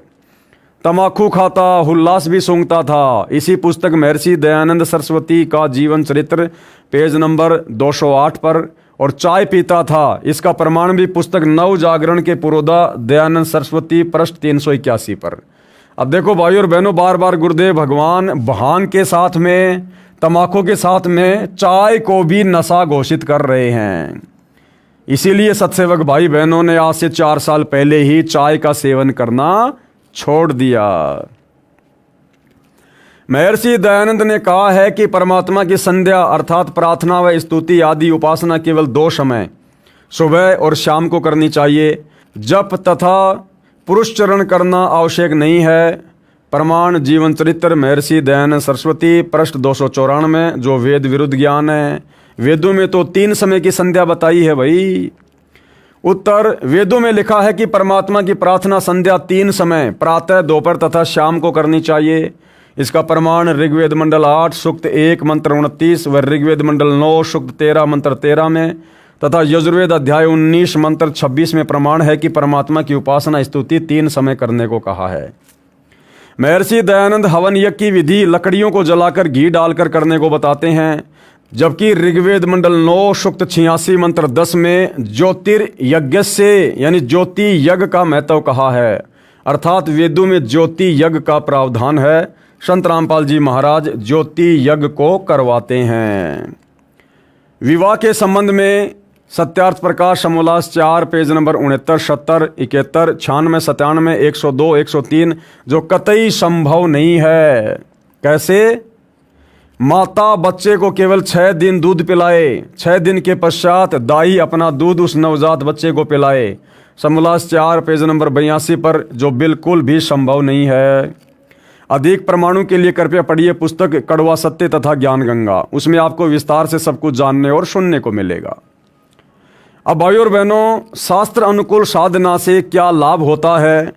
क्योंकि जब हम परमेश्वर की शास्त्र अनुकूल साधना सच्चे सतगुरु से लेकर प्रारंभ कर देते हैं और मर्यादाओं में रहते हैं तो भगत को परमात्मा से मिलने वाले सर्व लाभ प्राप्त होना शुरू हो जाता है। तो सतगुरु रामपाल जी वर्तमान में शास्त्र अनुकूल साधना दे रहे हैं और जो भगत मर्यादा में रहकर साधना करता है उसको सर्व लाभ होते हैं। कुछ एक भक्तों के यहाँ पर आपको अनुभव बताए जा रहे हैं। शास्त्र अनुकूल साधना से हुए भक्तों को लाभ। सज्जन पुरुषों से निवेदन है कि वर्तमान में मानव विज्ञान को बहुत महत्व दे रहा है। मान बैठा है कि परमात्मा भगवान कुछ नहीं है। विज्ञान यानी साइंस ने कितनी तरक्की कर ली है, ऐसे समय में जो परमात्मा मानता है वह रूढ़िवादी ही कहा जाएगा।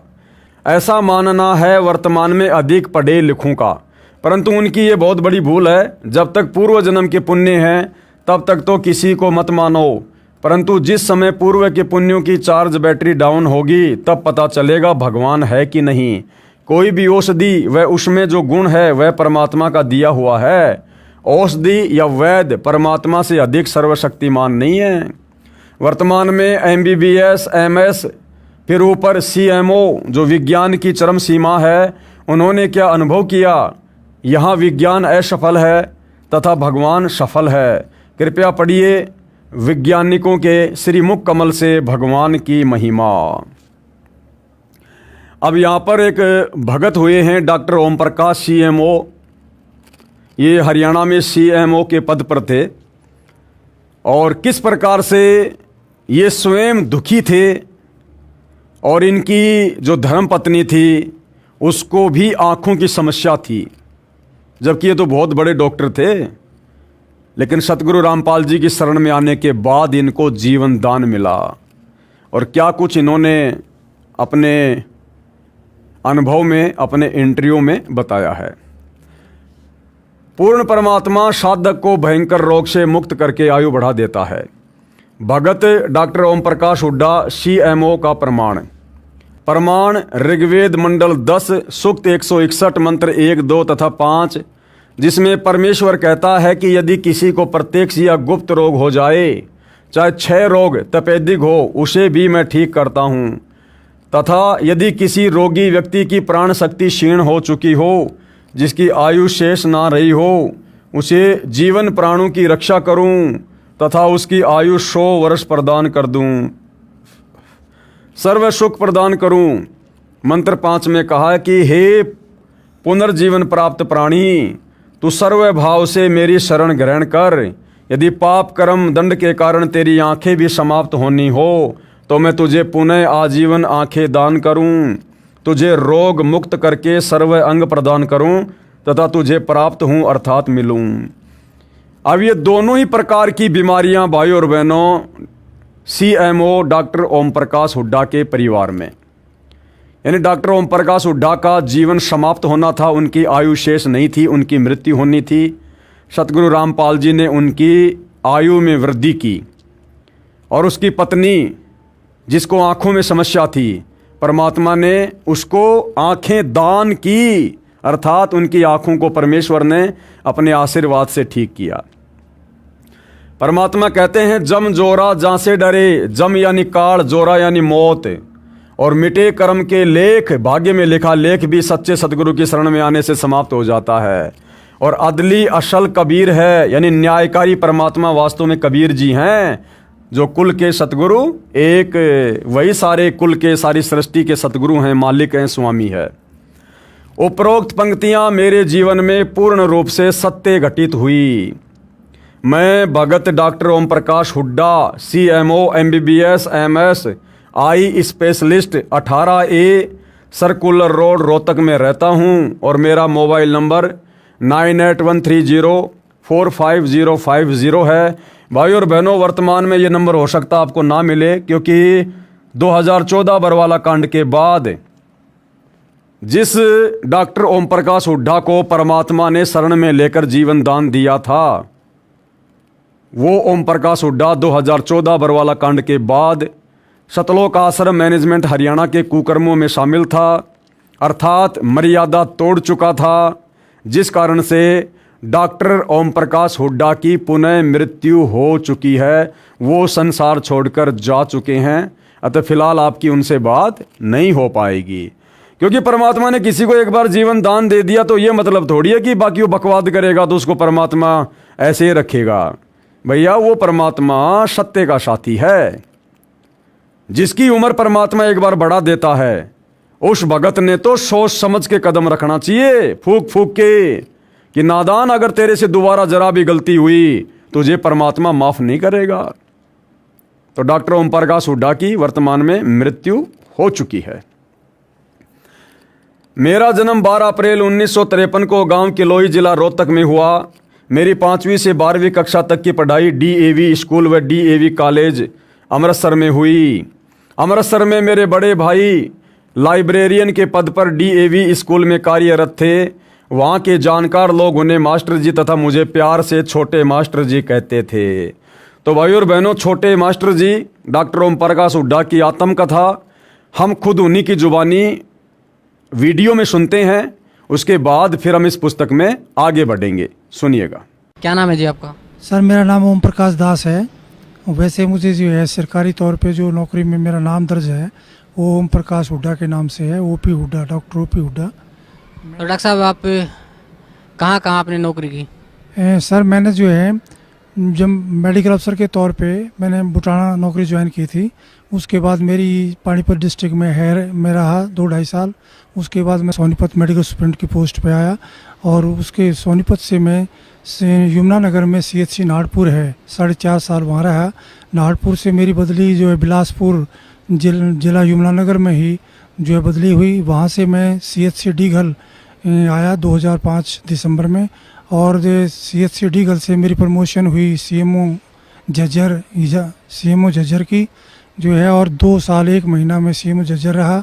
उसके बाद सर मेरी जो है वहाँ अपॉइंटमेंट हुई deputy director senior scale Panchkula, और पंचकुला के बाद मैं CMO सिरसा रहा 1 साल तकरीबन, और उसके बाद मेरी बदली हुई CMO हिसार के तौर पे, जहाँ से मैं 30 अप्रैल 2011 को CMO के पद से रिटायर हुआ हूँ।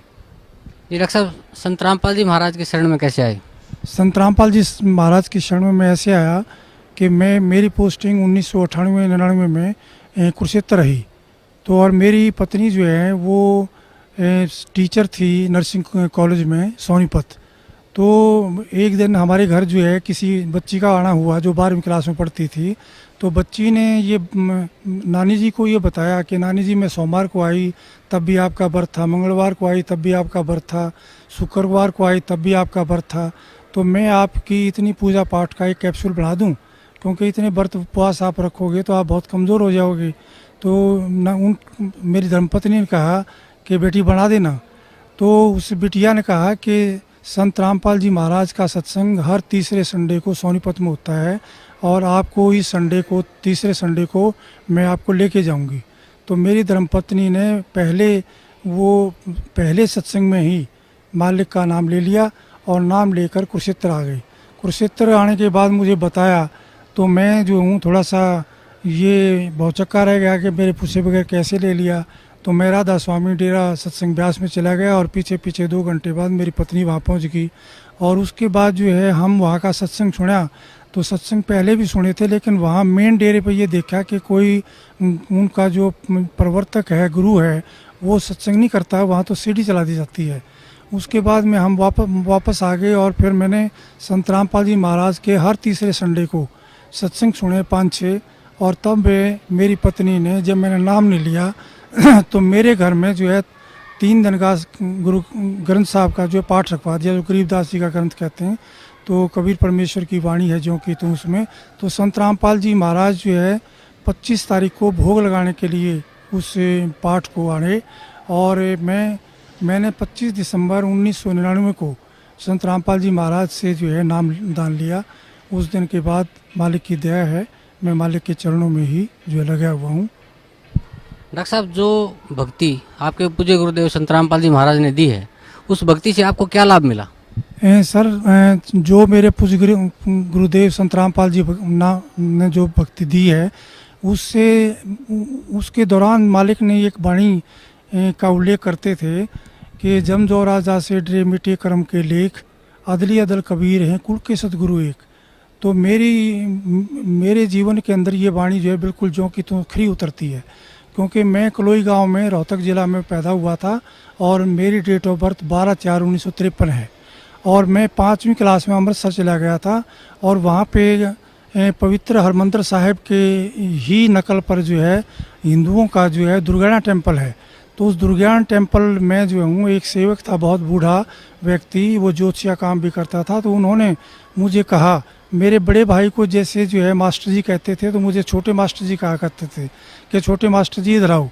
तो उन्होंने मेरा हाथ दे करके ये मुझे बताया कि काके बेटा आप जो है डॉक्टर बनोगे, और आपकी उम्र जो है 50 वर्ष है। तो मैं 50 वर्ष की आयु को जो है सुन करके, तो जब उनका भगत जी का संत जी का जो भी ज्योतिषी थे, उनका हाव भाव देखा, तो वो एकदम से सहम गए कि बच्चे को आपने उम्र गलत बता दी, कि भाई ये ऐसा ना हो कि चिंता में पड़ जाए। तो उम्र तो उन्होंने ठीक बताई थी, लेकिन चिंता मगन ना हो जाए, बच्चा विचलित ना हो जाए। लेकिन मालिक की दया थी कि जो है मैं विचलित नहीं हुआ, और अपनी डॉक्टरी की पढ़ाई सुन कर के डॉक्टर बनोगे, तो अपनी पढ़ाई के अंदर ही मैं लीन हो गया और डॉक्टर ही बना। और जब मैं सर्विस में आया तो मुझे याद नहीं रहा, काल के दबाव से जैसे पता लगा संत रामपाल जी की वाणी से कि हमारे ऊपर काल का बहुत प्रेशर है, तो हमारी बुद्धि का कंट्रोल भी उसके हाथ में है। जब तक आप उसकी भक्ति या अन्य देव देवताओं की भक्ति करते हो, तो मुझे वो याद नहीं रहा कि तेरी उम्र 50 साल है। लेकिन जब मुझे जो है 10-11 अप्रैल की रात्रि को और ये मेरे हाथों में दर्द होना शुरू हुआ, मेरी छाती में दर्द होना शुरू हुआ। तब मैंने अपने बच्चों को, पत्नी को कहा कि पीजीआई रोहतक में चलते हैं, टेस्ट कराते हैं। तो वहाँ जा कर के देखा, एक जवान डॉक्टर था बहुत अच्छा, उसको मैंने अपना परिचय दिया कि मैं HMS 1 ए ग्रुप का आदमी हूँ, SMA हूँ, डॉक्टर OP हुड्डा हूँ, मेरे ये क्लास फेलो हैं, मेरे ये टीचर हैं, आपको किसी की चीज़ की आवश्यकता पड़े आप उसको बुला लेना। तो उसने मेरी सीधी देख करके जो है दाएं बाएं टेलीफोन किए सीनियर व्यक्तियों को। तो उसके बाद जो है मुझे इस ICU में शिफ्ट करने लगे हो।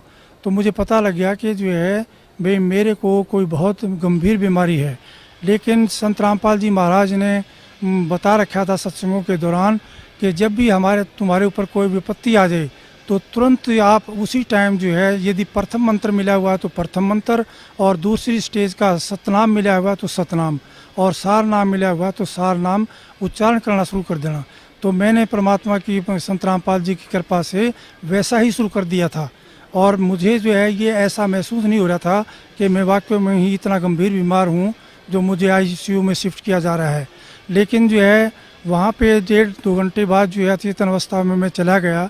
और अचेतन अवस्था में बाहर तो डॉक्टर जो है, जैसे मुझे पता लग गया कि वो लिखा पढ़ी करवा रहे हैं कि बहुत अच्छा डॉक्टर था और ये बचा नहीं सकते हम, इसके जो है अंतिम समय लगभग नज़दीक आ गया है। तो बाहर तो फाइलों पे ऐसे जो लिखवा रहे थे, आपको कहीं ले जाना हो तो ले जाओ मेरी पत्नी को, मेरे बच्चों को, जो कि ये बात सुन करके वो रोने लग गए। और मैं अचेतन अवस्था में जो हूँ, मुझे देख रहा हूँ कि काल के दूत जो है मेरे को लेने मेरे निकट आ रहे हैं, और निकट आकर के मुझे कह रहे हैं कि आपका समय पूरा हो गया है, हम आपको लेने आए हैं। तो मैं उनसे कुछ कह पाता इससे पहले ही कबीर परमेश्वर ने मेरे सिर पे पंजा रख दिया, और जो है उनका चित्र मुझे प्रतिबिंब की तरह शीशे में जैसे नज़र आती है फ़ोटो, ऐसे नज़र आया। और इस अक्षण भर में ही कबीर परमेश्वर के हाथ के ऊपर, पंजे के ऊपर संत रामपाल जी का पंजा, और जो शरीर के ऊपर जो है संत रामपाल जी का शरीर जो है हो जाता है। तो जो है संत रामपाल जी ये कहते हैं कि कबीर परमेश्वर ने आपकी जो है उम्र जो है भक्ति के लिए बढ़ा दी है। तो इस बात पर मेरा बहुत रोना छूट जाता है कि मालिक, आप ही स्वयं कबीर परमेश्वर है, आप चोला धारण करके आए हो, आप ही जो है ये सारे खेल कर रहे हो मालिक, आप ही कबीर परमेश्वर हैं। और इस काल के लोक में मालिक आपकी दया के बगैर कोई भक्ति नहीं कर सकता, आप ही भक्ति करा सकते हो मालिक। तो इतना कहकर मुझे रोना छूट जाता है। और काल के दूत जो है संत रामपाल जी महाराज को देख करके दूर भागने लग जाते हैं, और मैं अचेतन अवस्था में अपना सो जाता हूँ। तो जब 3 दिन मुझे ICU में हो गए तो मैं उठ करके जो है बाथरूम में पेशाब करने के लिए, बाथरूम के लिए जाने लगा। तो एक सीनियर डॉक्टर का राउंड हो रहा था, प्रोफेसर का। तो उनमें से एक सीनियर डॉक्टर भाग करके आया, उसने तो मुझे पकड़ के कहा, डांटा कि डॉक्टर साहब तुम क्या कर रहे हो, तुम्हें कोई अकल नहीं है, तुम्हें जो इतना भयंकर हार्ट अटैक हुआ था, हम हैरान है कि आप बच कैसे गए हो, तुम आपको पैदल नहीं चलना है बिल्कुल, तो आप बैठो अपने बेड पे, व्हील चेयर मंगाते। तो इस प्रकार से संत रामपाल जी महाराज ने मेरी उम्र दान दिया। संत रामपाल जी महाराज के बारे में मैंने अपने मेडिकल PGI MS के स्टाफ को, डॉक्टरों को बताया, लेकिन जो है परमात्मा के बगैर, संत रामपाल जी की महाराज की के बगैर जो है कोई किसी, ये आध्यात्मिक चैनल है जो हर एक में प्रेजेंट है, ये आध्यात्मिक चैनल और नहीं हो सकता। मालिक जिसका आध्यात्मिक चैनल ऑल करते हैं वही हज़ारों किलोमीटर दूर से और देश विदेशों से यहाँ पर के मालिक की वाणी सुनने के लिए, मालिक के पथ पे चलने के लिए आ रहे हैं।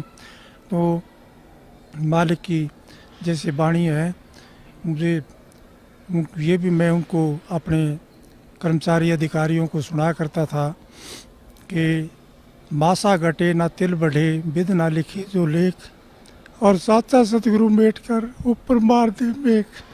ये मालिक मेरे साथ बिल्कुल जो का तो कर दिया आपने कि काल ने लिखा हुआ है कि मैं एक भी सांस तुम्हें जितना दे रखा है उसको बढ़ाऊंगा नहीं, ना वो बढ़ा सकता है, ना उसकी पूजा पाठ से बढ़ सकता है, ना देव देवताओं की पूजा पाठ से ये बढ़ सकते हैं मालिक। ये आप ही कर सकते हो। आप सत्य हो, आपकी वाणी सत्य है मालिक, आपका विज्ञान सत्य है। आप पूर्ण परमेश्वर हो। संत रामपाल जी महाराज, आप जो चाहे सो कर दें। 14 कोट दूध जम डरी, ऊद बूझ जम त्रास निवारे। चित्रगुप्त के कागज़ फाड़े मालिक, आप चित्रगुप्त के कागज़ फाड़ दिए आपने, मेरी उम्र बढ़ा दी मालिक। मेरी धर्मपत्नी श्रीमती शीला हुड्डा 6/12/4 को PGIMS रोहतक में दाखिल हुई। तो मेरी उस टाइम नाहरपुर CHC में पोस्टिंग थी SMO के पद पर। तो मुझे टेलीफोन गया यमुनानगर ज़िले में थे है ये CHC। मुझे टेलीफोन गया तो मैं वहाँ आया और ये मालिक की आज्ञा ले चुके थे कि जी ऐसा ऐसा हो गया। तो मालिक ने कहा कि अपना इलाज कराओ।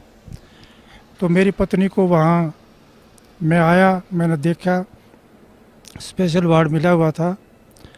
तो ये जो भी डॉक्टर आता, जो भी जो कर्मचारी आता वहाँ पे, ये कह कर के जो है रोने लग जाती थी कि मेरी आँख क्या ठीक हो जाएगी, क्योंकि इनकी आँख में बैंगापन हो गया था।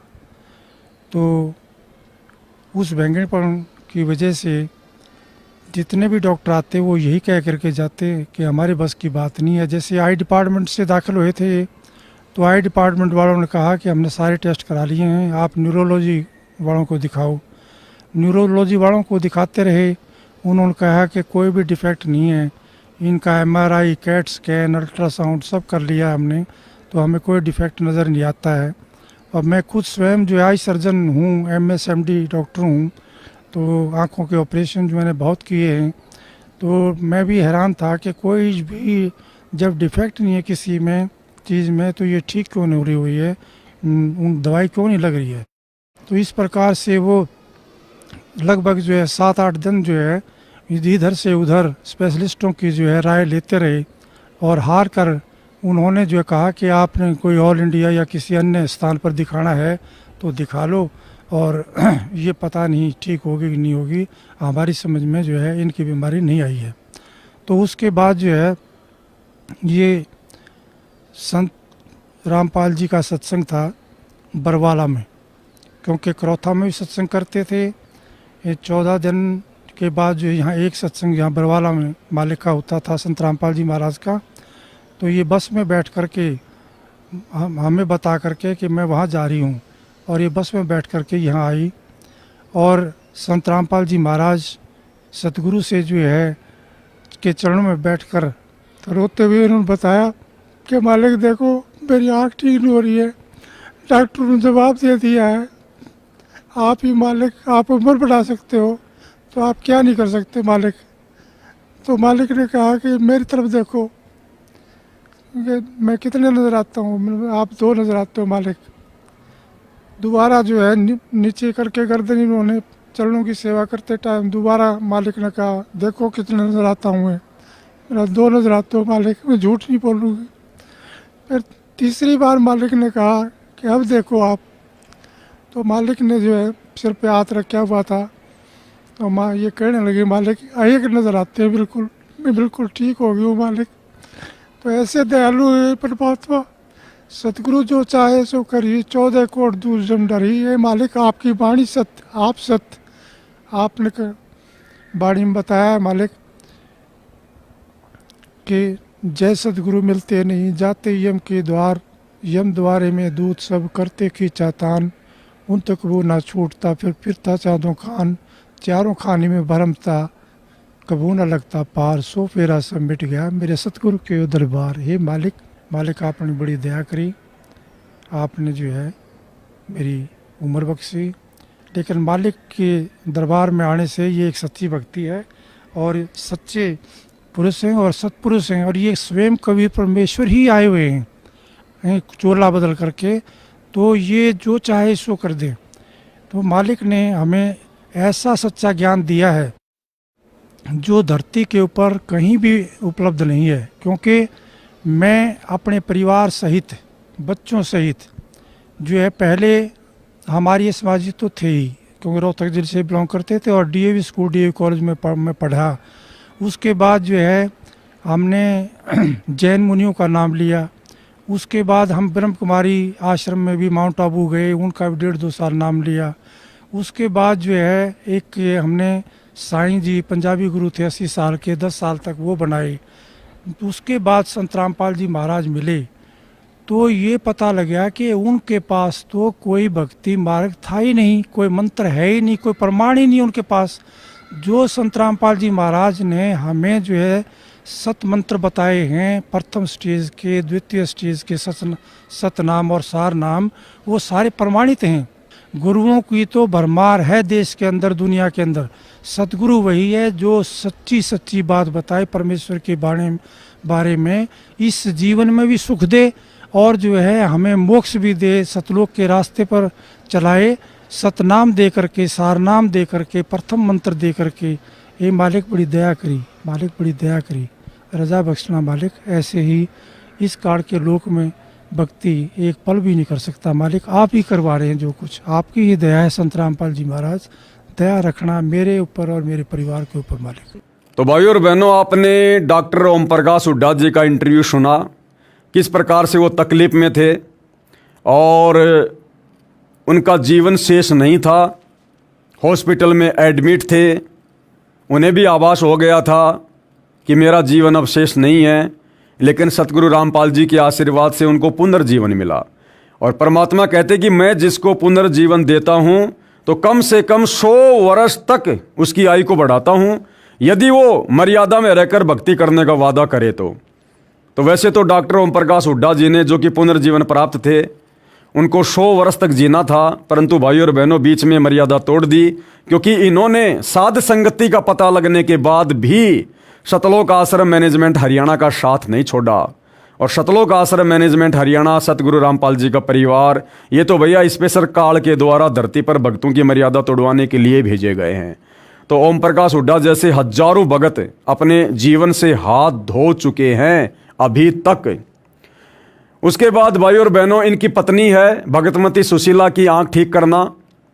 तो इनकी पत्नी जो सुशीला जी है, किस प्रकार से वो आंखों से परेशान थी, क्या उनको रोग था, और किस प्रकार से वो सतगुरु रामपाल जी की शरण में आई और परमात्मा ने उसकी आंखों को स्वस्थ किया, हम उन्हीं की जुबानी इस इंटरव्यू में सुनते हैं। सुनिए। क्या नाम है माता जी आपका? मेरा सुशीला हुड्डा है, मैं मिसेस हुड्डा हूँ, डॉक्टर हुड्डा की पत्नी। मैंने संत रामपाल जी का नाम 1999 में लिया था, और उसी समय से मैं मालिक को यूँ महसूस कर रही हूँ कि जैसे पर कहते हैं कि भी भगवान वो होता है जो अंधे को आँख दे, कोढ़न को काया, बाझन को पुत्र दे, निर्धन को माया। तो ये मालिक स्वयं कबीर साहब आए हुए हैं, इन्होंने मेरी फैमिली में ये प्रूव कर दिया कि हाँ, मैं पूर्ण परमात्मा वाले काम कर सकता हूँ, मैं समर्थ हूँ। डॉक्टर साहब को ज़िंदगी बख्शी, जबकि बचपन में बता दिया था कि 50 इयर्स इनकी एज है। उसके बाद फिर हार्ट अटैक हुआ और मालिक ने बचाया। इसी प्रकार 2004 में दिसंबर 6 को मेरी आँख जो एकदम टेढ़ी होगी और डिप्लोपिया हो गया, मीन्स डबल विज़न होगी। देखती थी इधर तो मतलब मुझे लगता था जैसे सब दो हैं। तो मैं बड़ा परेशान हुई। PGIMS रोहतक में एडमिट हुई। मैं 10 दिन एडमिट रही स्पेशल वार्ड में, और मैं जितनी भी इंटर्न्स आती थी उनसे पूछती थी कि क्या इससे पहले कोई ऐसा केस आया है डिप्लोपिया का, क्या मैं ठीक हो जाऊंगी? तो वो कहती हाँ मैडम ठीक हो जाओगे, क्योंकि डॉक्टर्स का तो ये फ़र्ज होता है, साइकोलॉजिकली वो बूस्टअप करती पेशेंट को।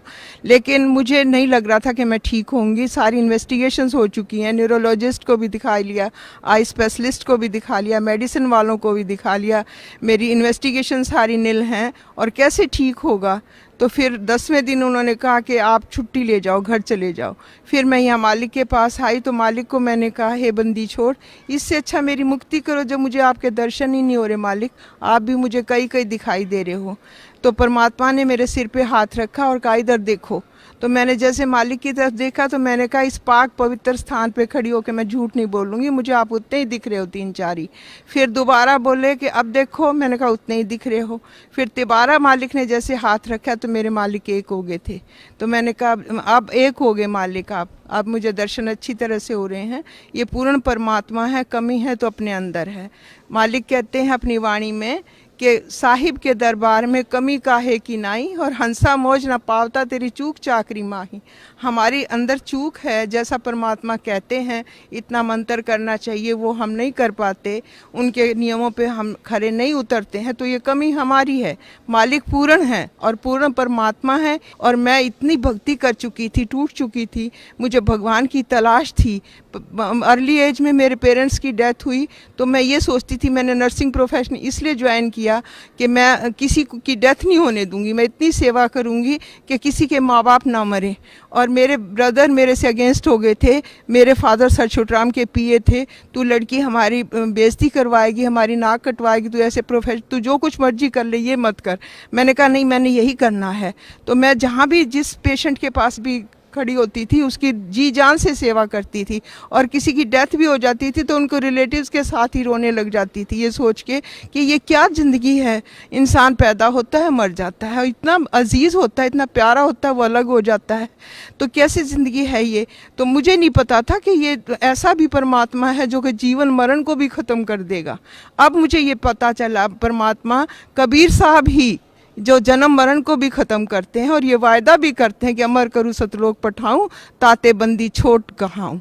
ये सच्चे पुरुष हैं, सच्चे परमात्मा हैं, सच्चे बंदी छोड़ है। अब मुझे ये सेटिस्फेक्शन होगी कि ये सुप्रीम पावर है, इससे आगे कोई भी पावर नहीं है। और इस परमात्मा का जो ज्ञान है, जब साइंस फेल हो जाती है तब ये शुरू होता है। ये प्रूव कर दिया परमात्मा ने हमारे ऊपर कि जब हम डॉक्टर्स ने जवाब दिया और उसके बाद परमात्मा ने ठीक कर दिया, सिर्फ आशीर्वाद दे के ही। तो ये पूर्ण परमात्मा हैं, हर हालत में 101% है। और अब ये विश्वास भी हो गया कि दोबारा इस जन्म मरण में हम नहीं आएंगे, हमारा मोक्ष भी पक्का होगा। तो भाइयों और बहनों, आप जी ने डॉक्टर सुशीला हुड्डा का भी इंटरव्यू सुन लिया है। उनको भी आँखों का एक भयंकर रोग था जिसमें कई वस्तुएं दिखाई दिया करती थी, और सतगुरु रामपाल जी ने ना कोई ऑपरेशन किया, ना कोई मेडिसिन दी, जबकि वो बहन पहले सारा सब कुछ उपचार करवा चुकी थी, परेशान हो चुकी थी, आँखों की समस्या समाप्त नहीं हो रही थी। लेकिन सतगुरु रामपाल जी के पास जाते ही और आशीर्वाद मात्र से ही उनकी आंखें बिल्कुल स्वस्थ हो गई, क्योंकि ये परमात्मा के गुणों में लिखा हुआ है कि यदि साधक की आंखों की रोशनी चली जाए तो भी परमात्मा उसे स्वस्थ कर देता है। तो भाइयों और बहनों, सतगुरु रामपाल जी वर्तमान में स्वयं कबीर परमेश्वर हैं, पूर्ण ब्रह्म परमात्मा हैं, और इनके विषय में यदि आप अच्छे से जानना चाहते हो, इनको पहचानना चाहते हो, तो वैसे तो जीव की औकात नहीं है जो खुद के बलबूते पर संत की पहचान कर ले, लेकिन यदि उसकी नीयत अच्छी है और भक्ति यदि मर्यादा में रहकर करेगा तो परमात्मा उसको सद्बुद्धि देते हैं, और परमेश्वर स्वयं ही आशीर्वाद देकर अपनी पहचान करवाते हैं ताकि भगत दृढ़ होकर भक्ति मार्ग पर लगा रहे। तो भाइयों और बहनों, ऐसे ही बहुत सारे इंटरव्यू, बहुत सारी जानकारियां हमें आगे भी इस पुस्तक से प्राप्त होती रहेंगी, ताकि हम निकट भविष्य में कभी भी ऐसी गलती ना करें जो गलतियां हमसे पहले हमारे अन्य भगत भाई बहन कर चुके हैं और उसकी सज़ा भी भोग चुके हैं। तो कोई भी पुस्तक पढ़ने से, सत्संग सुनने से हमें शिक्षा मिलती है, सावधानी प्राप्त होती है, ताकि हम निकट भविष्य में वो गलतियाँ ना करें और अपना जीवन मर्यादा में रहकर भक्ति करते हुए सफल बनाएं। तो भाइयों और बहनों, आज के इस वीडियो में केवल इतना ही। अगले पार्ट में कल मालिक के आशीर्वाद से फिर हाजिर होंगे। तब तक गुरुदेव भगवान हम सबको आज्ञा दे, आशीर्वाद दे, सद्बुद्धि दे। बंदी छोड़ सतगुरु रामपाल जी भगवान की जय हो।